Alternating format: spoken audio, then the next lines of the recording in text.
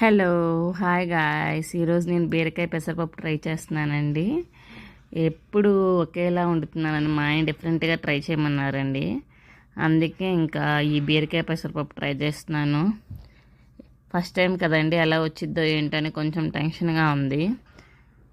పర్లేదండి, కుక్ చేశాక టేస్ట్ చూస్తే మాత్రం బాగుందనిపించింది. మీలో ఎంతమంది ఇలా ఫస్ట్ ట్రై చేసి మా హస్బెండ్స్ మీద ప్రయోగిస్తారో కమెంట్ చేయండి. నేనైతే ఫస్ట్ మా ఆయనకి పెట్టాక మా ఆయన బాగుందంటేనే నేను తింటానండి, లేకపోతే లేదు.